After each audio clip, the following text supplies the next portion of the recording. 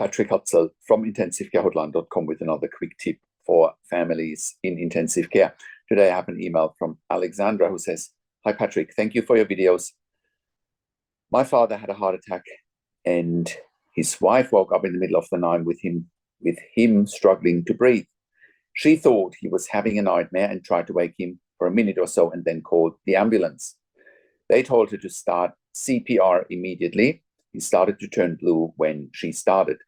The paramedics were there within 11 minutes of her doing CPR. Here we are at day 4 with all his organs doing fine, but waiting on an MRI scan of the brain. Your videos give me hope. I'm not sure if it's an induced coma or not. What's the difference?" Great question, Alexandra.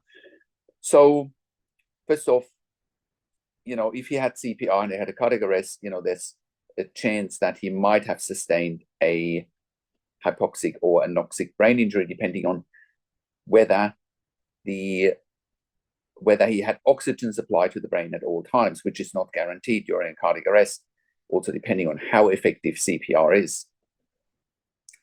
Within 11 minutes of the ambulance arriving, there is reason to believe that he may not have had enough oxygen supply to the brain, given that no equipment was there to do appropriate CPR, right? And unless someone is really well trained, it's difficult to provide adequate CPR. Anyway, so your dad needs an MRI scan, right?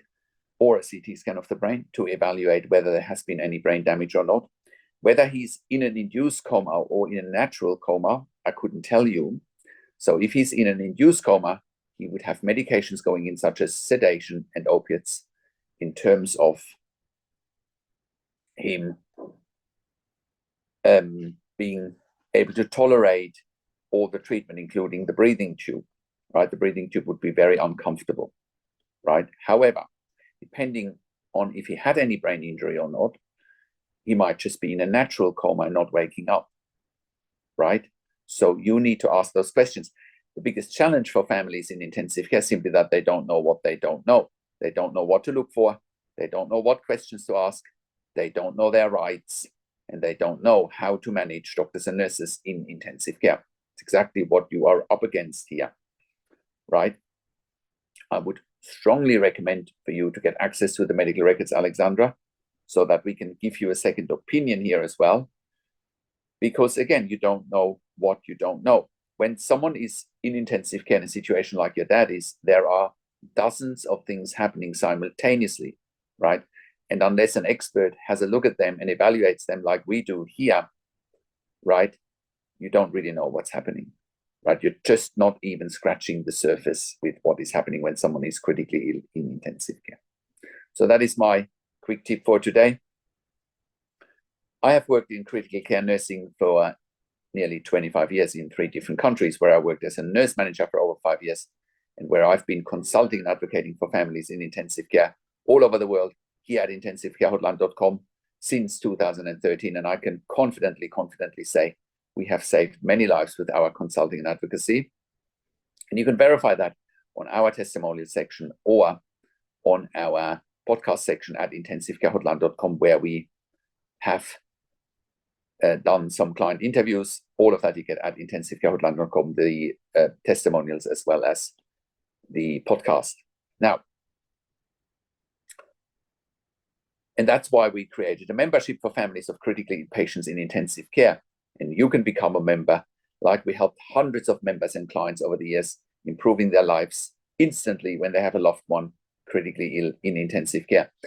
And you can become a member if you go to intensivecare.com, if you click on the membership link, or if you go to intensivecaresupport.org directly. In the membership, you have access to me and my team 24 hours a day in the membership area and via email, and we answer all questions intensive care related. In the membership, you also have exclusive access to 21 ebooks and 21 videos that I have personally written and recorded. And you will be able to, once you're a member, you make informed decisions, have peace of mind, control, power, and influence, making sure your loved one gets best care and treatment always. I also do one-on-one consulting and advocacy over the phone, Zoom, Skype, WhatsApp, whichever medium works best for you. I talk to you and your families directly. I handhold you through this once-in-a-lifetime situation that you simply can't afford to get wrong. I also represent you in family meetings with intensive care teams. We also do medical record reviews in real time so that you can get a second opinion in real time. We also do medical record reviews after intensive care if you have unanswered questions, if you need closure, or if you are suspecting medical negligence. When I talk to doctors and nurses directly over the phone with you or on your behalf, I ask all the questions that you haven't even considered asking, but must be asked when you have a loved one critically ill in intensive care. And all of that you get at intensivecarehotline.com.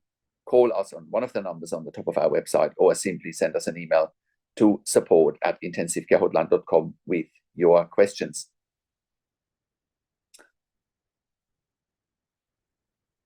And if you like my videos, subscribe to my YouTube channel for regular updates for families in intensive care. Click the like button, click the notification bell, comment below what you want to see next, what questions and insights you have from this video. I also do a weekly YouTube live where I answer your questions live on a show, and you will get notification for the YouTube live if you are a subscriber to my YouTube channel, or if you're a subscriber to our intensivecarehotline.com email newsletter at intensivecarehotline.com. Also, share this video with your friends and families. Thank you so much for watching. This is Patrick Hutzel from intensivecarehotline.com, and I will talk to you in a few days. Take care for now.